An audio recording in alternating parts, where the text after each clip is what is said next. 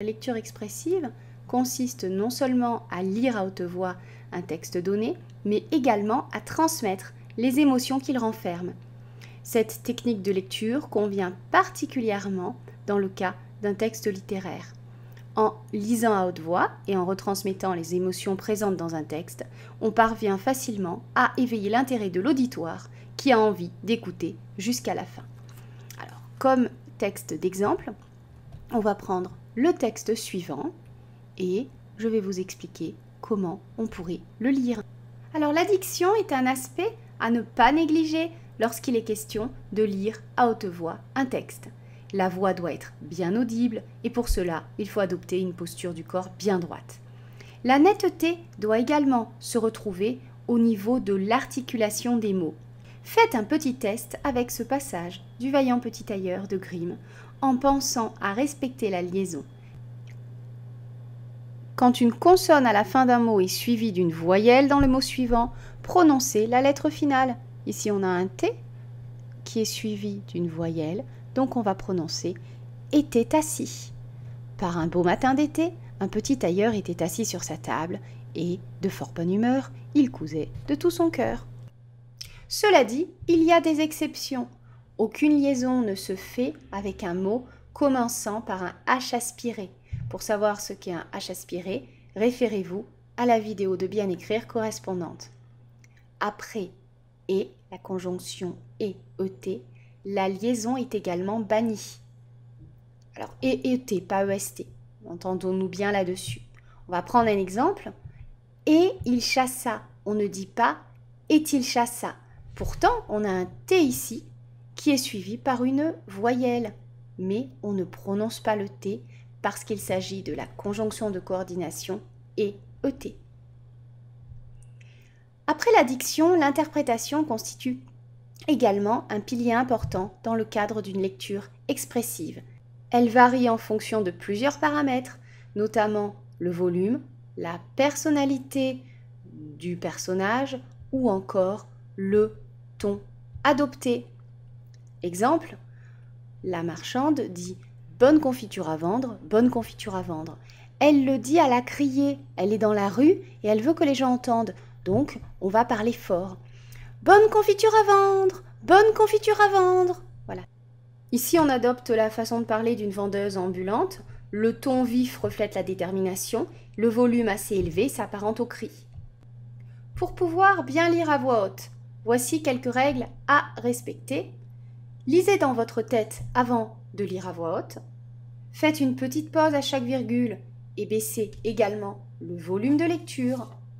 Faites une pause plus longue après les points-virgules et les deux points et adoptez une intonation descendante.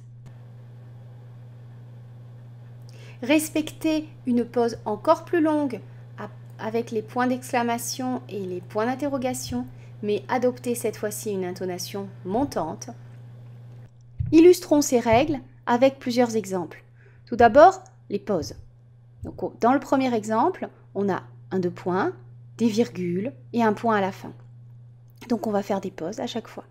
Le conte d'aventure plaît aux enfants pour diverses raisons. Il est distrayant, plein d'action, de suspense et de rebondissements. Deuxième exemple, une phrase avec un point d'interrogation à la fin, donc une intonation qui est montante. « Que fais-tu » Et ensuite, un point d'exclamation, donc la phrase, et a une intonation montante aussi. « Je lis un livre passionnant »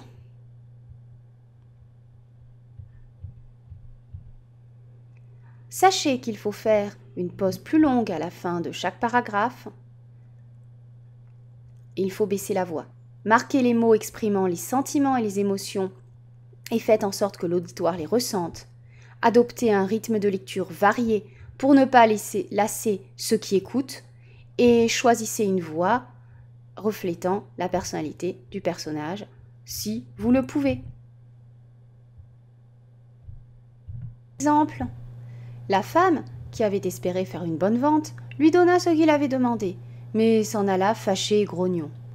« Et maintenant, dit le petit tailleur, que Dieu bénisse cette confiture et qu'elle me donne de la force. » Chaque signe de ponctuation dans cette phrase implique une pause.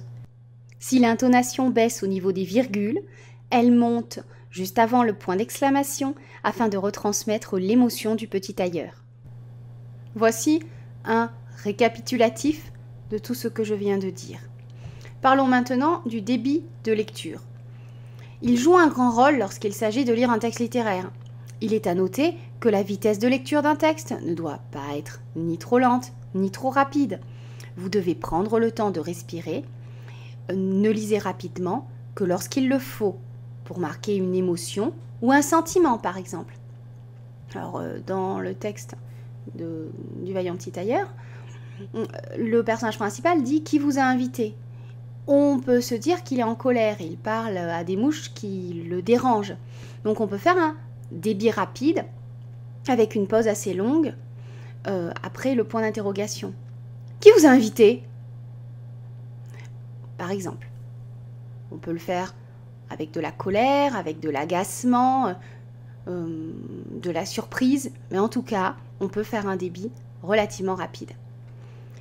Par rapport à l'intonation, elle reflète la mélodie de la phrase et permet d'exprimer par la voix l'état émotionnel ou l'état d'esprit du personnage.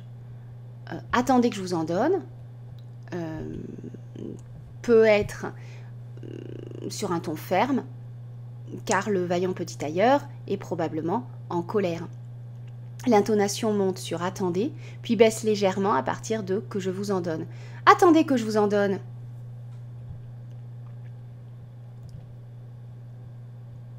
Le niveau sonore utilisé pour la lecture d'un texte littéraire est important. Le respect de ce niveau rend le texte plus vivant. Alors, dans la phrase ci-dessous, la voix monte sur pesément donc une demi-once, car il s'agit d'une requête.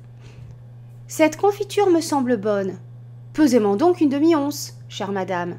Même s'il y en a un quart de livre, ça ne fera rien. Pour résumer, la lecture expressive donne vie à un texte littéraire.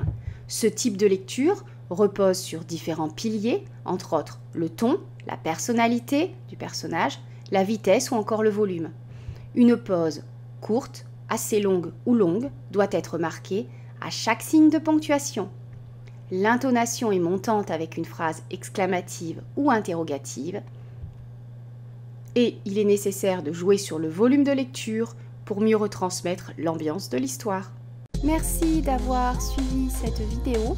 Vous pouvez vous inscrire à la newsletter de mon site internet pour être au courant des nouvelles publications ou encore vous abonner à ma chaîne YouTube. À bientôt!